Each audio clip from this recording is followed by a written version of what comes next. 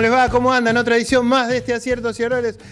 Viernes a la noche raro porque subió la temperatura y subió la temperatura en todos los aspectos, ¿no? Porque veníamos con una semanita bastante fría, pero anda al momento que estamos grabando unos 18, 17 grados llamativamente. Pero esto tiene que ver quizás con esta situación que nos brinda cotidianamente nuestra Argentina. Venimos de una semana que para el gobierno no fue del todo fácil, sencillamente porque apareció, como lo anunciábamos la semana pasada, Cristina Kirchner nuevamente, y anunció algo que, bueno, todos sabían, pero de boca de ella lo confirmó, y es que va a ser candidata a diputada en la tercera sesión el próximo 7 de septiembre. Es lo que manifestó en todos lados. Esto no está con toda la certeza que ella manifestaba, sencillamente porque también surgieron los rumores que la Corte iba a pronunciarse acerca del juicio que tiene en mente.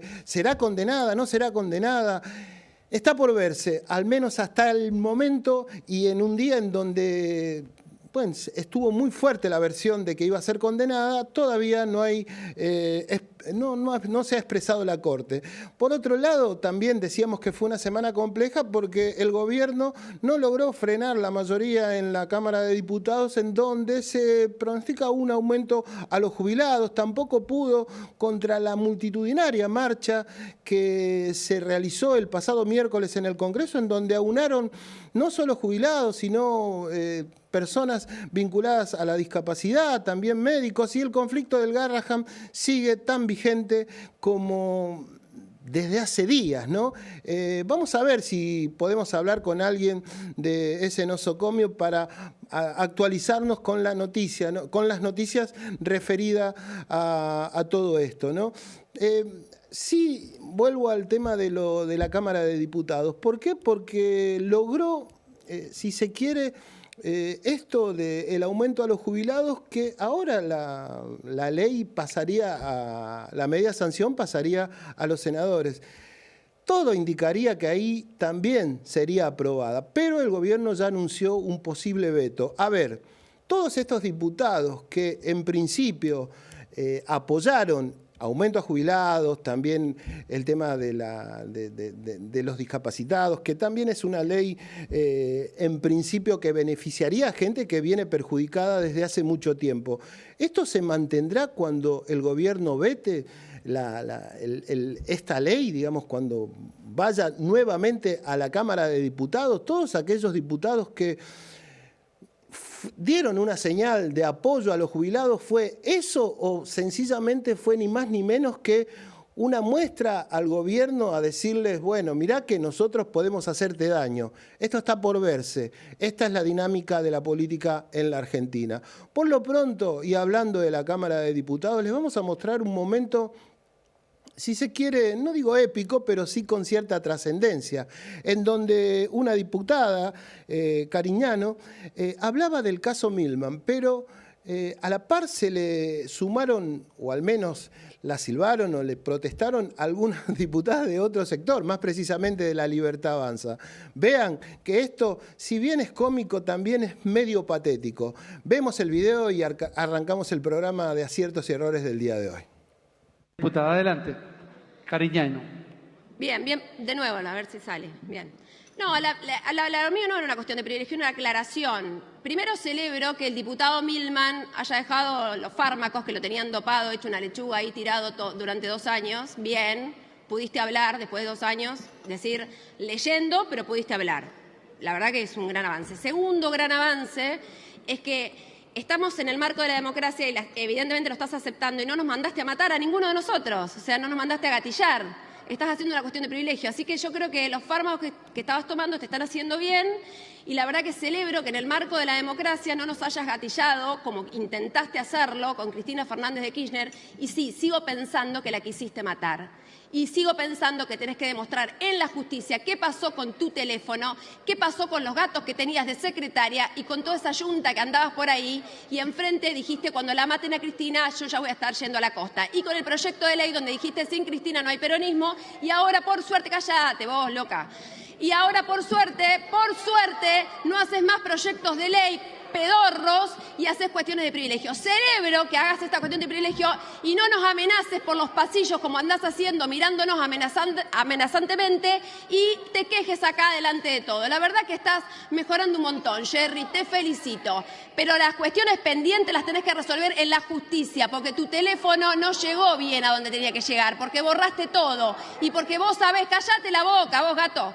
Entonces, digo, vos sabés muy bien, Yo creo que, a ver, muy bien, diputada, que tenés que demostrar todo diputada, en la justicia. estamos... Listo, gracias.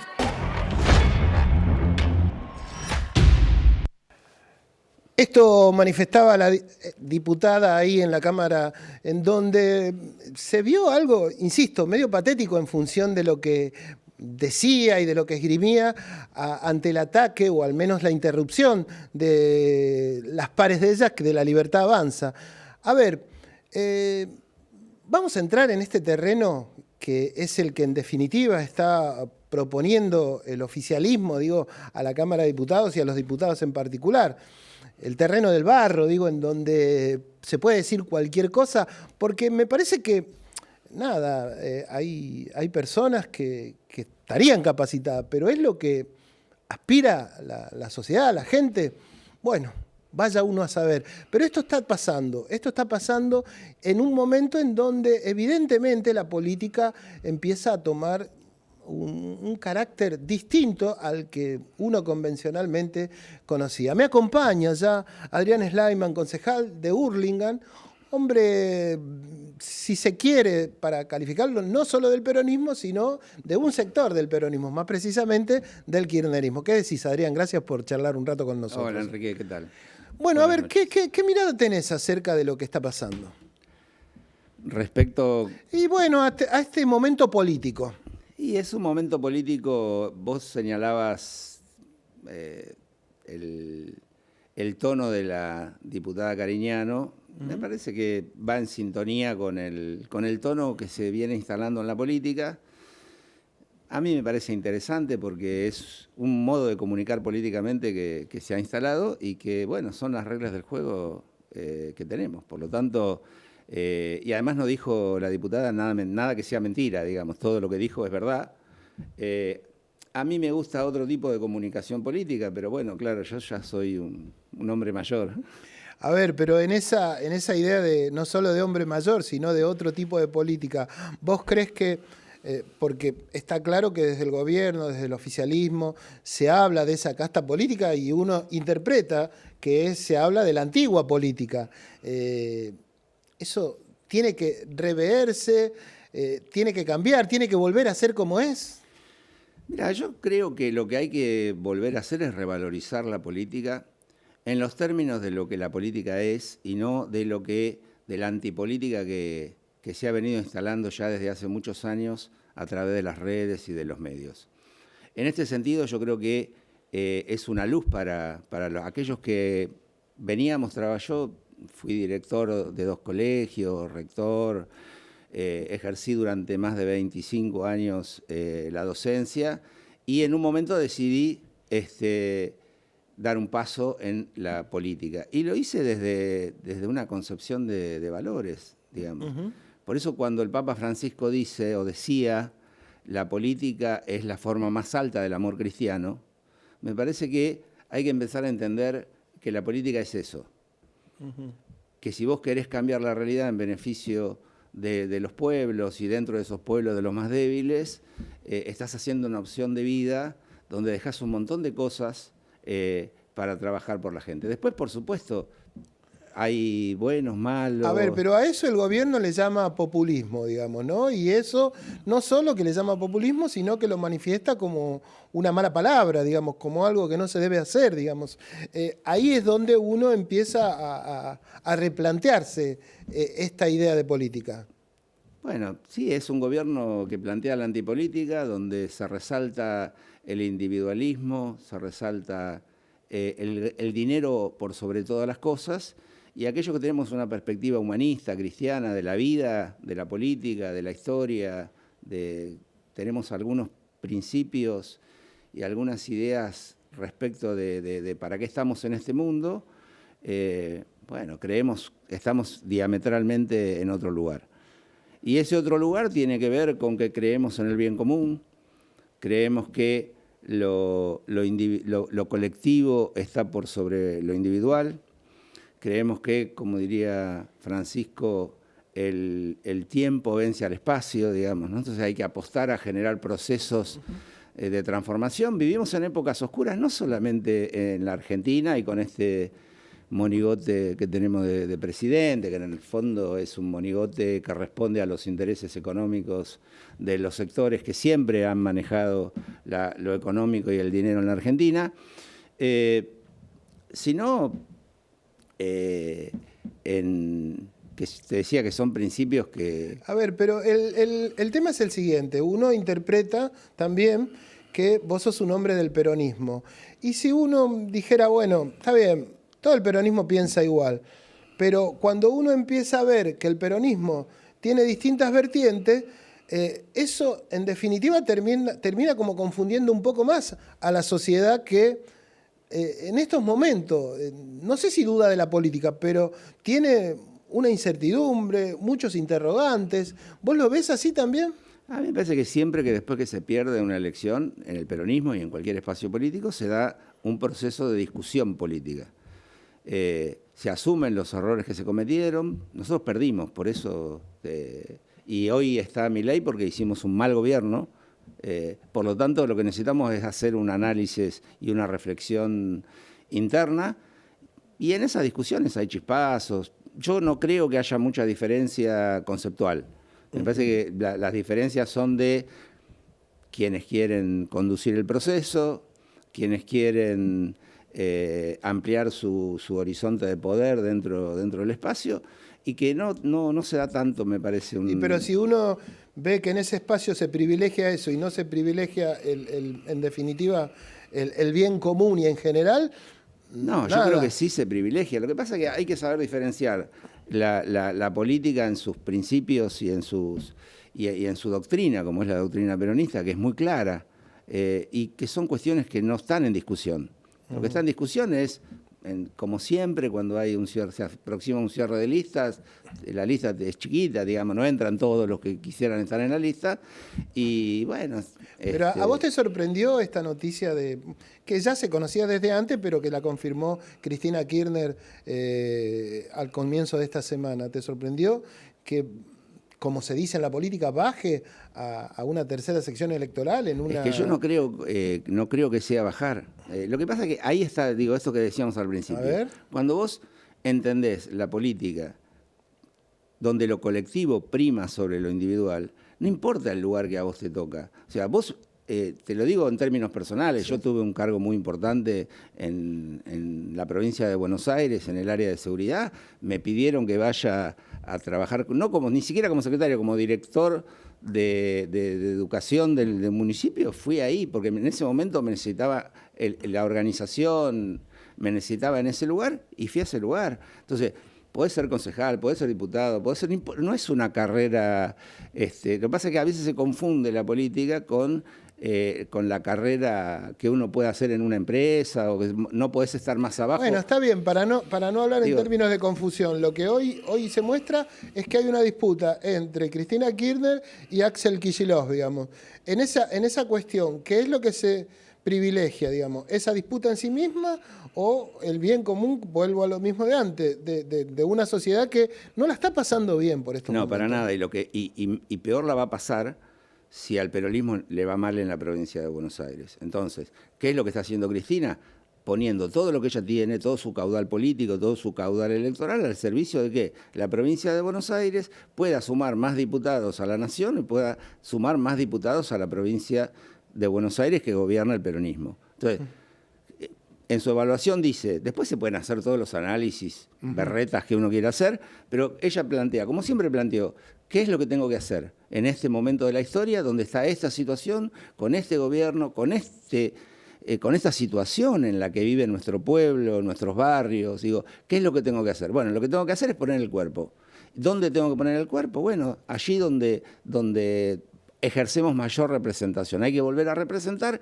Ella quiere representar a toda la tercera sección electoral, que es el 35% de los electores de la provincia de Buenos Aires. Yo te podría hacer también un análisis al revés, digamos. Nunca perdió, digamos, en elecciones intermedias la tercera sección el peronismo, digamos, ¿no? Ahí tiene serias chances de ganarla, digamos. Pero sí ha perdido, digamos, en legislativa, digamos... me permito disentir con vos en este punto. No es un problema de ganar o perder, es un problema de sumar más o sumar menos. Entonces, cuanto más votos sumás, más diputados tenés. Cuanto más ganás la provincia... ¿Cuál es la sección electoral que más votos aporta al conjunto? La tercera. Y bueno, entonces, si vos tenés la tercera y la primera... pero si vos ganás la tercera, si yo también hago un análisis cuantitativo, puedo decirte, bueno, gané en la tercera y como se manifiesta, también tiene serias chances de perder el peronismo en la provincia. Sí, y perderse lo demás. Mirá, a ver, las elecciones de medio término al peronismo nos han sido siempre adversas. ¿Sí? Lo que nosotros tenemos que lograr es que sean los menos adversas posibles, y para eso necesitamos nuestros mejores hombres y nuestras mejores mujeres encarando las secciones electorales, vos como hombre de la cámpora del kirchnerismo, ¿qué otras personas de fuerza o de fortaleza peronista crees que debieran participar en esta elección que no sean de la cámpora y del kirchnerismo, digamos? No, pero hay un montón de compañeros y compañeras muy valiosos. Después está que los tenés que medir, tenés que ver el conjunto. Para eso se armó una mesa ayer, no sé si fue ayer o hoy, creo que ayer. Ayer jueves, donde va a estar el gobernador, donde va a estar Cristina, donde va a estar Massa, y ellos van a ir definiendo. Vos me preguntás nombres, qué sé yo. Para mí hay compañeros como Catopodis, que son compañeros muy valiosos en la primera sección electoral, hay compañeros en distintas secciones electorales muy valiosos. Bernie creo que está en la tercera, me parece que... Sí, la tercera. O sea, por nombrarte algunos que yo personalmente conozco y que conozco su... No, la segunda, en la segunda. Sí, en la segunda. Habría que... ver esos compañeros, discutir, tampoco es que ninguno de los tres espacios va a tener que llevarse un porcentaje mayor que el otro. Bueno, esa es la gran discusión del momento, me parece, porque lo que el gobernador está pidiendo, o al menos lo que uno interpreta, o al menos el off the record, porque no lo manifiesta en forma oficial, digamos, es, bueno, el reparto tendría que ser, no sé, 50 que yo gané la última elección y lo otro se lo reparten entre, en este caso, como vos decís, Massa y Cristina. Pero Massa también ganó la elección en la provincia de Buenos Aires. Bueno, pero perdió la presidencial. No, bueno, está bien, un balotaje. Pero cuando vas a los votos reales, pero no es matemático, ni es aritmética la política. La política se discute, se busca quiénes son los mejores, quiénes nos van a hacer ganar. No importa el lugar que cada uno tenga. Y yo creo que en eso... Cristina da un ejemplo importante. No tengo problema, fui presidenta 2 veces, vicepresidenta, diputada, senadora, ahora voy como diputada provincial. Y a mí me parece que ese tiene que ser un mensaje para la militancia, de que uno tiene que estar donde al conjunto le resulta favorable y mejor. ¿Por qué? Porque vos estás pensando en un pueblo que su poder adquisitivo cada vez se deprime más, donde los hospitales están cada vez peor, donde los médicos cobran cada vez menos. Entonces, vos necesitas, no importa, porque, a ver, vos no te metiste en... La política no es una carrera, es un lugar donde vos, junto a otros y en un colectivo, buscás lo mejor para tu pueblo. Nosotros no somos libertarios, nosotros no somos liberales. Nosotros creemos hoy pareciera, las redes sociales, no sé, hoy parece que todo esto que yo te digo es chamullo. Y no es chamullo. Es la razón por la cual hemos dejado muchas cosas en nuestra vida para dedicarnos a la vida política. Ya para ir saliendo de la parte, si se quiere, política, en este marco y en este escenario en donde, está claro que lo que Cristina, más allá de la participación en la tercera sección electoral, manifiesta, también quiere un apoyo de todos los otros sectores del peronismo en su impronta de candidata, digamos.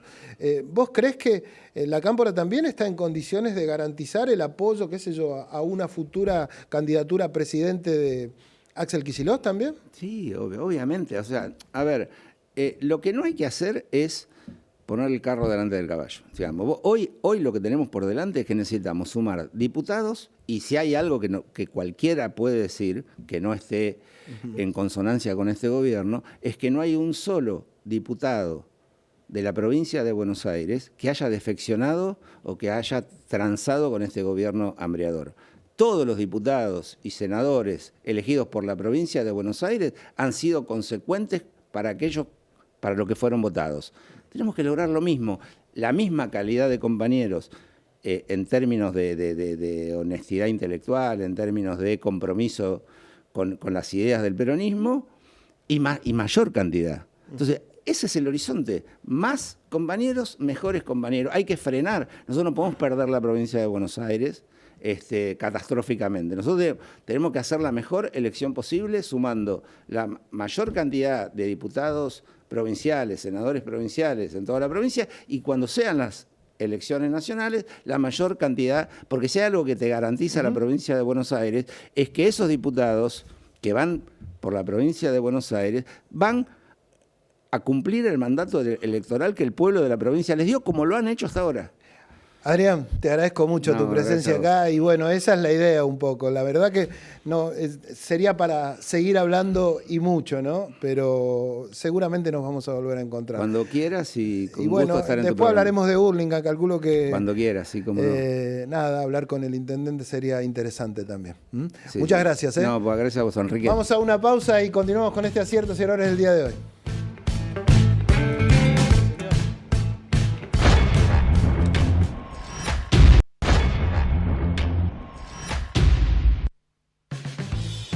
Continuamos con este aciertos y errores del día de hoy.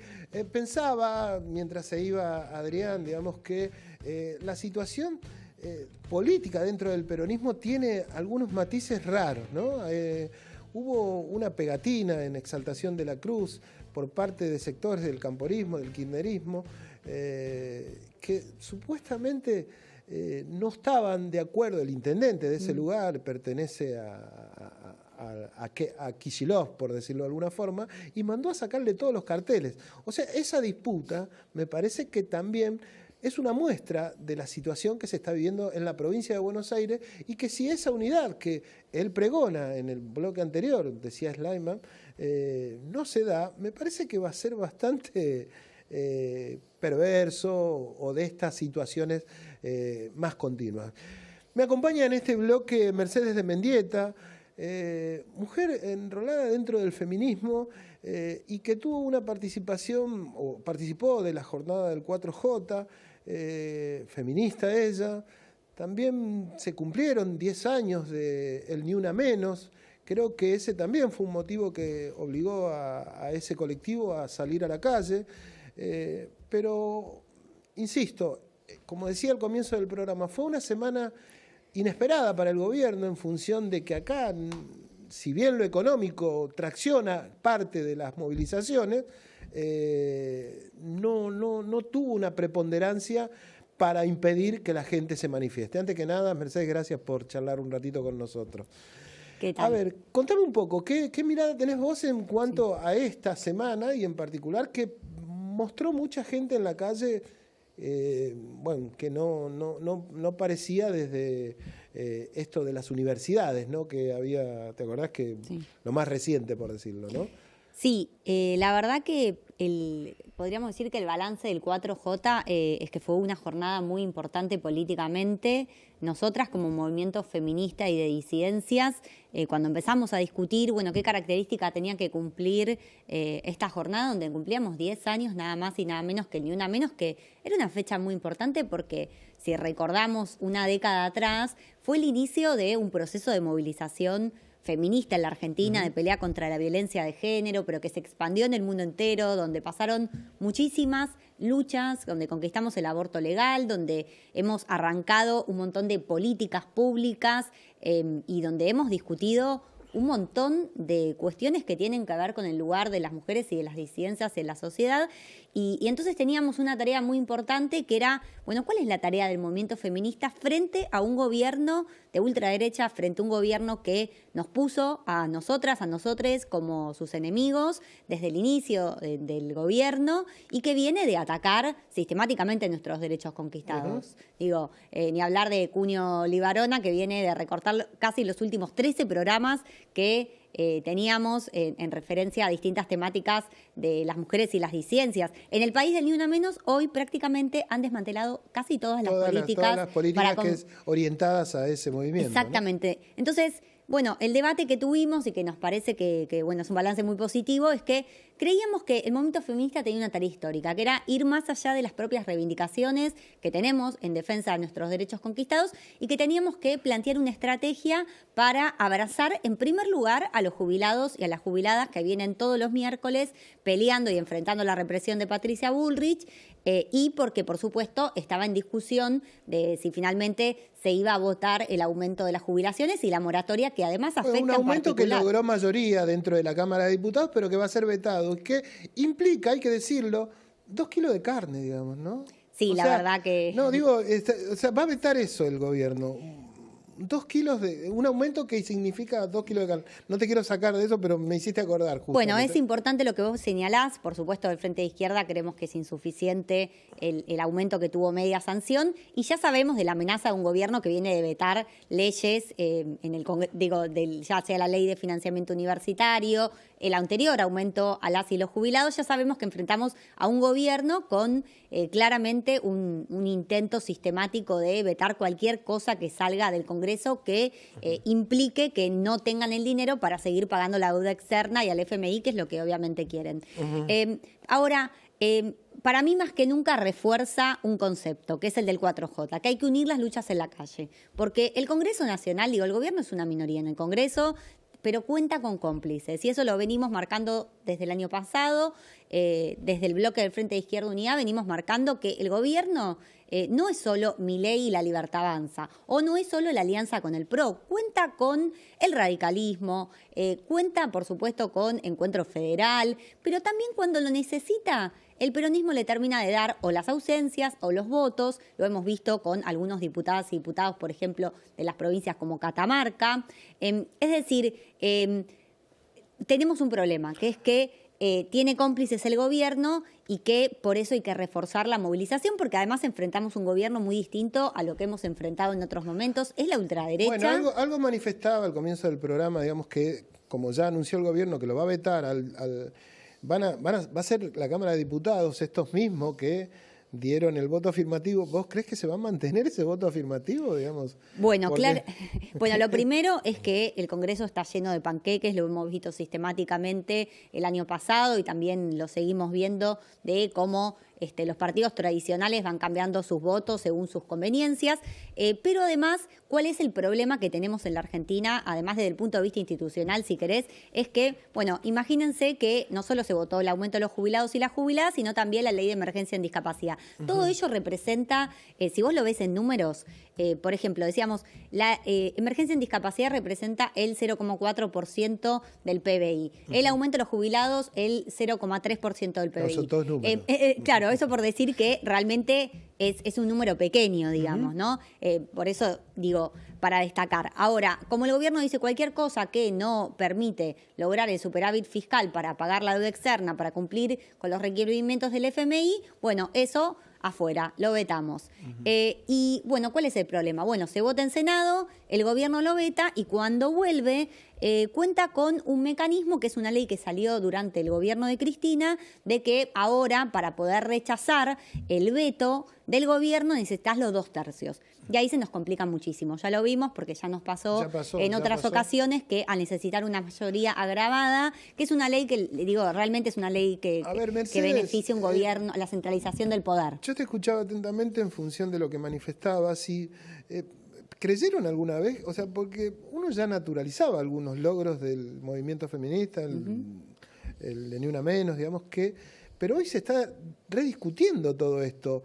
El gobierno lo trae de una manera, si se quiere, provocativa y demás, pero como que esos derechos ya, en vez de conservarlos, ya lo vas a perder directamente, porque en definitiva pareciera que hoy el movimiento implica al menos conservar esos derechos, no ir por más, digamos, ¿no? Bueno, nosotras somos feministas y socialistas y tenemos como una visión en la cual sabemos que en el marco del sistema capitalista y patriarcal cualquier derecho que conquistamos también puede llegar a ser arrebatado. Si vemos un poco la historia también de la clase trabajadora, pasa lo mismo, digo, no sé, si nos ponemos a pensar en aquellos derechos que se conquistaron hace más de 100 años, como la jornada de 8 horas y hoy vivimos con el pluriempleo y cuántas horas trabajamos, digamos, ¿no? Pero en relación a las conquistas que hemos realizado en los últimos años en esta cuarta ola de luchas feministas, bueno, fue un poco rápido como vino la reacción patriarcal, porque también el proceso fue impresionante, fue una revolución que cambió muchísimos elementos de nuestras formas de relacionarnos, cuestionó absolutamente todo, cuestionó no solo, digamos, la violencia de género, sino también cómo las mujeres trabajadoras, por ejemplo, somos las primeras despedidas, las más precarizadas, cómo nos insertamos en el mercado laboral las mujeres y las disidencias, la brecha salarial de género, hicimos paros internacionales feministas, hubo rebeliones en todo el mundo de las mujeres contra por ejemplo, la violencia sexual, que es algo muy profundo, ¿no? Digo, por ejemplo, ahora está el dato de lo que salió en la pelea esta entre Trump y Elon Musk, donde se sabe muy bien que Trump fue parte de las redes de pedofilia, aunque sea participó de las redes de pedofilia en los Estados Unidos. Pero más allá, ¿no?, de Trump, digamos, ¿cómo se entiende, digamos, que, no sé, diputadas libertarias hoy cuestionen el movimiento feminista desde un lugar no solo crítico, sino, digamos, como que desechando toda la lucha que ustedes han llevado adelante equivocada, por decirlo de alguna forma, ¿no?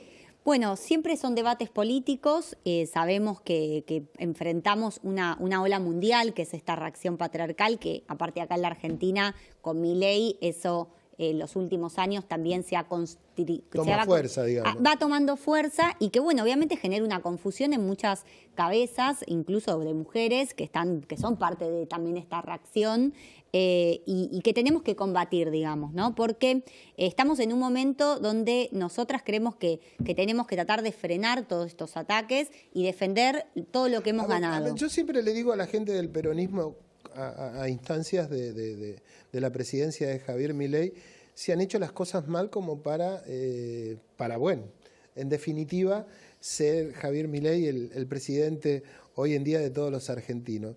En este caso voy a utilizar ese paralelismo para preguntarte, digamos, ¿ustedes no sienten que han hecho las cosas no tan bien cuando hay personas que hoy, digamos, no sé, Lilia Lemoyne, la propia diputada esta que confundió lo de la canasta básica, digamos, Villarreal, creo que es. Sí, Santillán, perdón, Santillán. Cuando ustedes ven eso, ¿no se preguntan, no hicimos las cosas bien?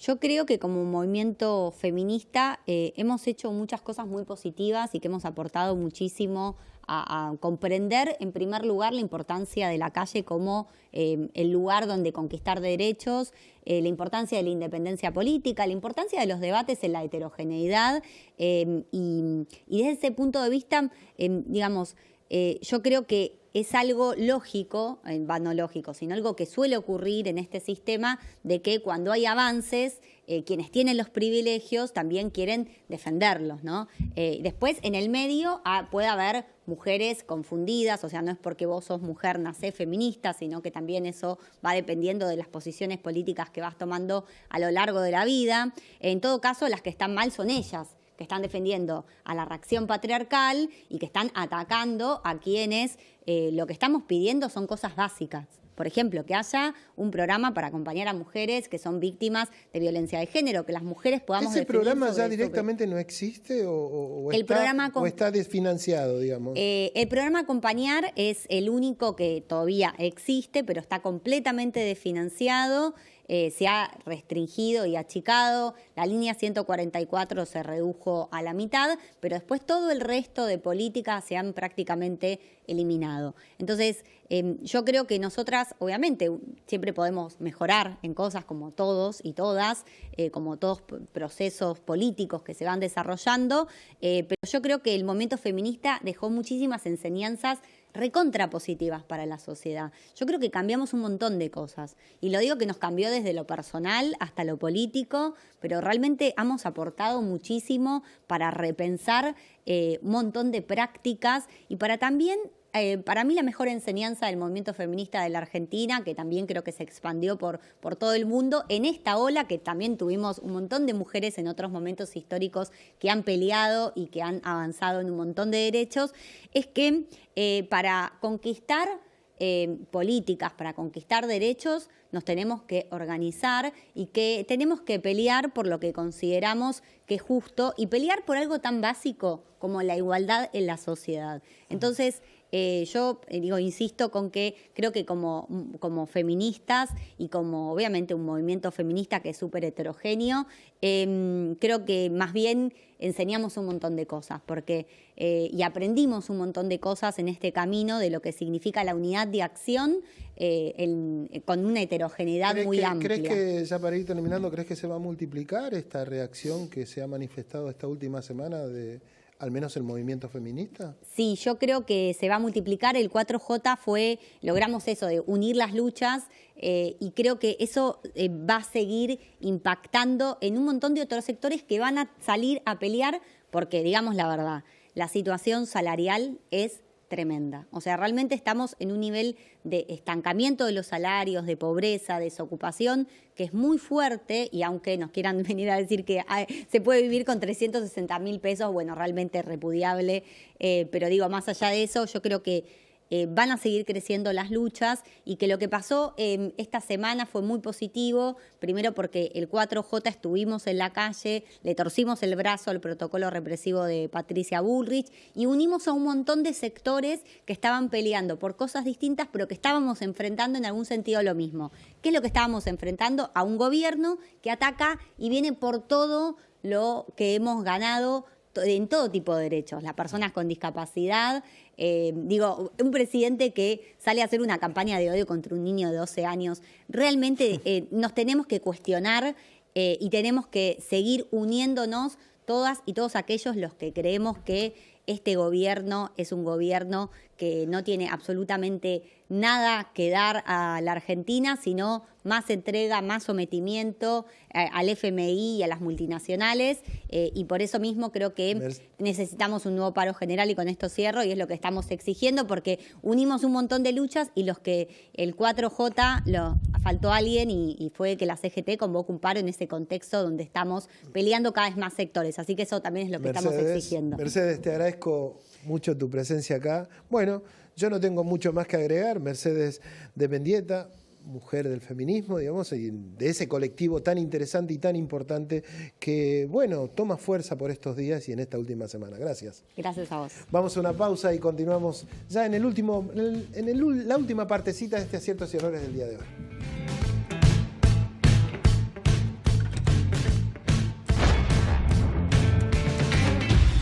Si abrís una empresa o comercio en 3 de febrero, la habilitación es gratuita. Te bonificamos por 1 año la tasa de seguridad e higiene. Queremos hacerte la vida más fácil, que progreses y generes empleo. Un Estado eficiente que se pone de tu lado. Municipalidad de 3 de febrero.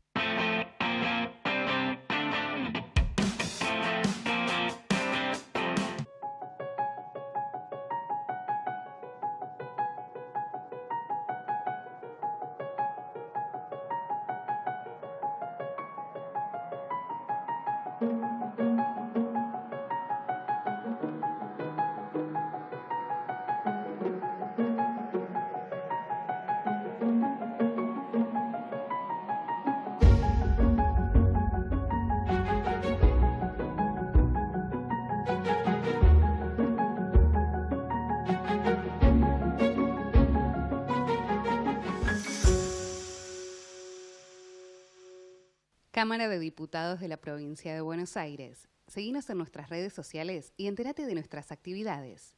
Encontranos en X como @HCDiputados, en Instagram, Facebook, YouTube y TikTok como Diputados BA. También podés visitar nuestra página web y suscribirte a nuestros canales de difusión en WhatsApp y Telegram. Hasta 100% de ahorro, una oportunidad única. Del 1 de marzo al 31 de mayo tenés hasta 100% de descuento en los intereses de pagos al contado y hasta 50% en 6 cuotas mensuales. Plan de regularización de tasas municipales. Beneficios y oportunidades únicas para ponerte al día con tus tasas ALSMI, automotor o comerciales. Más info en sanmartin.gov.ar. Tu seguridad es nuestra prioridad. Es por eso que decidimos intensificar la inversión en más cámaras, más patrulleros, más ojos en alerta. En Morón seguimos trabajando para que cada rincón de nuestra ciudad sea más seguro. Primero Morón, corazón del oeste.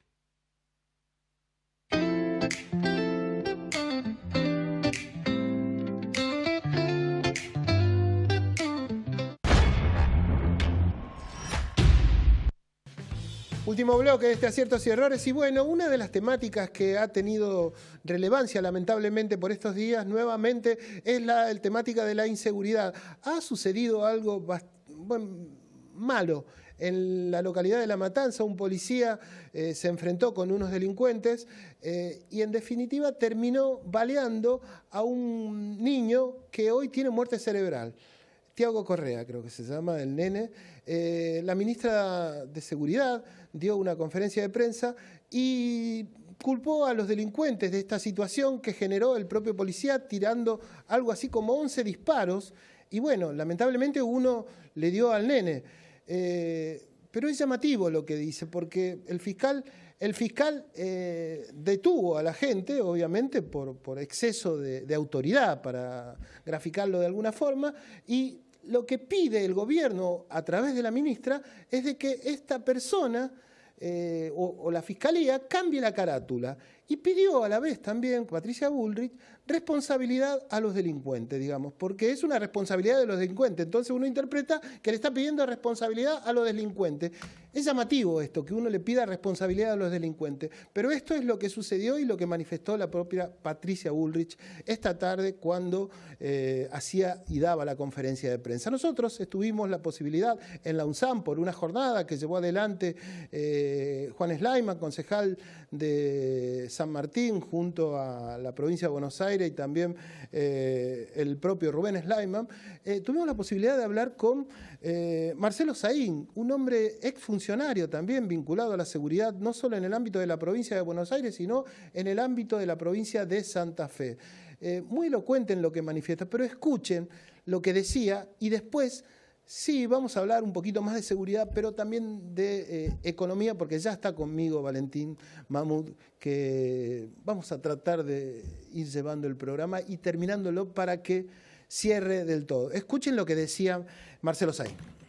Hoy Puyaro dice que la situación en términos de inseguridad ha mejorado notablemente con respecto a otros años. ¿Es así? ¿Vos lo ves así también? La policía de Puyaro pactó con los narcos y bajaron los homicidios. Pero la inseguridad en Rosario es igual que en el Gran Buenos Aires, a nivel de delitos predatorios, robos, hurtos y demás. Y ahora empezó a haber un aumento de homicidios porque las bandas nuevas comienzan a disputar el control del territorio a los grupos narcos con el que él pactó. Digámoslo blanco sobre negro. Vos no lográs una caída estrepitosa de homicidios que asignaban las más altas tasas de homicidios de la Argentina, 20 cada 100.000 habitantes, o promediando 20 cada 100.000 habitantes, cuando en el país tenés 4,5 cada 100.000 habitantes, solamente poniendo gendarmería y policía de la provincia circulando por la ciudad de Rosario. Ese chamullo se lo cuenta a otro, a mí no. Yo sé que ahí hubo acuerdos, pactos, pero eso es muy endeble, ¿eh? Mañana se rompen esos pactos como le pasó a Bukele en El Salvador en el año 2020 y en un fin de semana te tiñen de sangre la ciudad y terminan, digamos, con una situación de crisis. La última, ¿qué mirada tenés de la seguridad o inseguridad en términos generales hoy en la Argentina?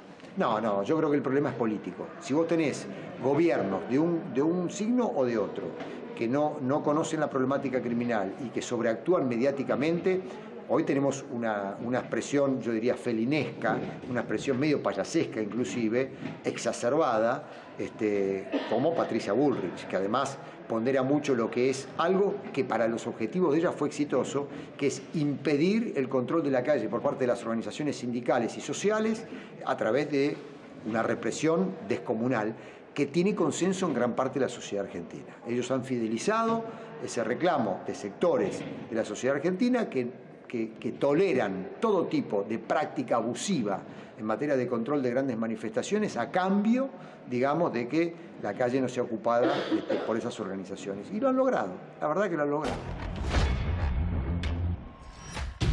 Bueno, el tema de los protocolos, un poco quizás para enganchar toda esta parte con lo que decíamos al comienzo de Patricia Bullrich. A ver, me acompaña Valentín. Valentín, ¿cómo andás? Todo bien, Quique. ¿Sabes que se me mezcla todo esto? Porque me gustaría que vos introduzcas un poco esto que se plantea como una especie de protocolo de seguridad, pero que a la vez trastoca la economía. ¿Se podría hacer como una especie de paralelismo, si se quiere? Bueno, en estos días en la Cámara de Diputados se votaron un paquete de leyes propuestas por la oposición. Se votó la prórroga de la moratoria jubilatoria, el incremento del 7,5% de las jubilaciones y los bonos. Se votó también la emergencia en discapacidad. El gobierno ejerció la represión, por cómo lo estábamos planteando recién, en la puerta del Congreso. Y ahora la narrativa oficial apunta en línea a vetar estas reformas aprobadas en la Cámara de Diputados porque sacrificarían el superávit, que se encuentra, según el último dato, en el 0,2% del PBI, y estas medidas costarían el 1,8%. A ver, no me cierra. O sea, a ver, ¿cómo sigue, digamos, esto en función de ese, si se quiere... porque vos me hablás de números, sí. Y yo lo que veo que esos números implican perjuicio para gran parte de la sociedad, que a la vez se quiere manifestar, pero que no se puede manifestar porque una situación genera, una cosa trae la otra, digamos. Es todo un combo, ¿no? Bueno, sí, es un combo. Es parte del plan también que el gobierno está instrumentando para desinflacionar la economía e implica esto, o sea, implica la mantención del superávit fiscal y la reducción de los ingresos de una porción importante de la población porque va en línea con la reducción inflacionaria. En ese marco se puede ver el último dato que salió, que es el de marzo, de morosidad en tarjetas de crédito, que fue la más alta en los últimos 3 años. La morosidad por el lado de los hogares, ¿no? Claro. La morosidad en préstamos personales fue la más alta en los últimos 9 meses. Esto es de marzo, estás hablando. De marzo, el último dato disponible. Claro, o sea, o sea, quiere decir que todavía falta abril, falta mayo, digamos. Bueno, estamos en curso en junio, digamos. Y nada indica que tanto abril como mayo hayan sido meses en donde el poder adquisitivo haya aumentado y se haya podido, digamos, cubrir esa falencia en el pago de las tarjetas, digamos, ¿no? No, bueno. Entiendo, ¿no? No, vas bien, o sea, estás bien encaminado por ese lado porque en realidad los salarios vienen ajustando menos que la inflación, las paritarias vienen abajo de la inflación desde hace un año más o menos, porque no se homologan las paritarias que se encuentren por encima de una meta fijada por el gobierno. Por un lado esto, y por otro lado que los sectores jubilados, por ejemplo, tienen una reducción de sus ingresos sostenida y, por ejemplo, el bono el que reciben de 70.000 pesos no se actualiza desde el año pasado. Entonces, dentro de este paquete de medidas que estaba en la Cámara de Diputados se encontraba, por ejemplo, la actualización de el bono y la actualización de las jubilaciones, como decíamos, al 7,5%, que podría paliar un poco esta situación de mora en préstamos personales, mora en tarjetas de crédito, pero que, en definitiva, parece que se va a vetar de acuerdo con las declaraciones del gobierno. Claro, y en términos y en números, yo decía 2 kilos de carne, son 2,5 kilos, es lo que dijo el diputado Palazzo en la Cámara de Diputados, que representaba este aumento a los jubilados, que es mínimo, pero sin embargo afecta mucho al plan del gobierno, en definitiva, ¿no?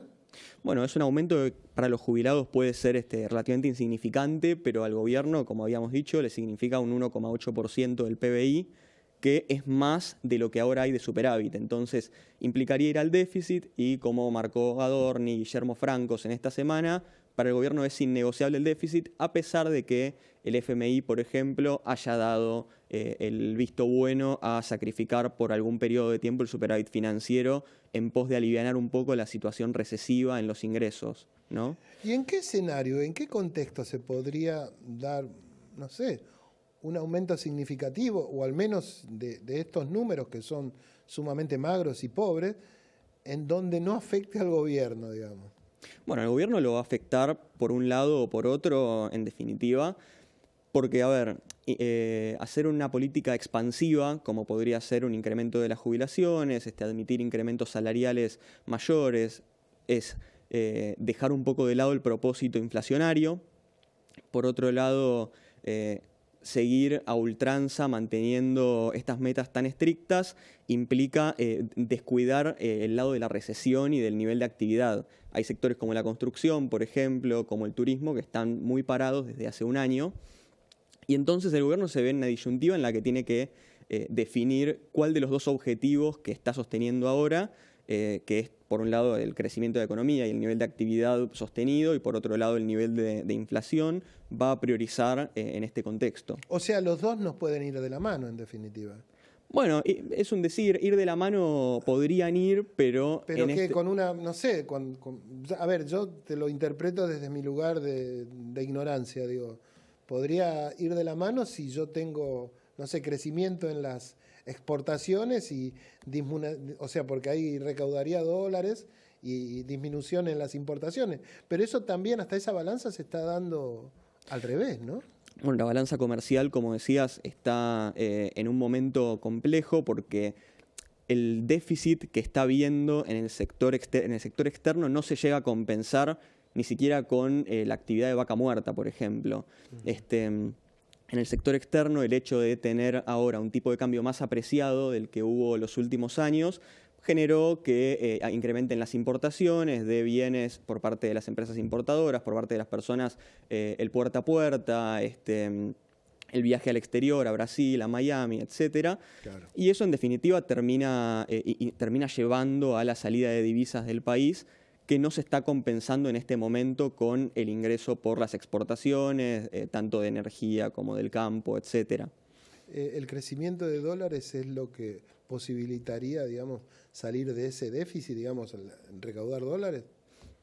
Bueno, incrementar la cantidad de exportaciones, por ejemplo, o volver positiva la balanza comercial, permitiría que el sector externo esté equilibrado, entonces el gobierno tendría menos problemas en la credibilidad para sostener las reservas del Banco Central. Eso conllevaría, por ejemplo, que la inflación por las expectativas tienda a bajar. O sea, hay salidas posibles. La realidad es que hoy el gobierno ve que los instrumentos que tiene de más corto plazo para obrar, digamos, son la inflación y la recesión, y entonces tiene que definir cuál es el objetivo principal. Valentín, te agradezco, la verdad que no me dejás tranquilo, pero bueno, esto es también periodismo. Digo esto porque mañana es el Día del Periodista, así que saludos a vos, Valentín, saludos a uno, saludos a todos los colegas, que tengan un buen fin de semana y nos reencontramos la semana que viene con más aciertos y errores. Han sido muy amables por estar del otro lado.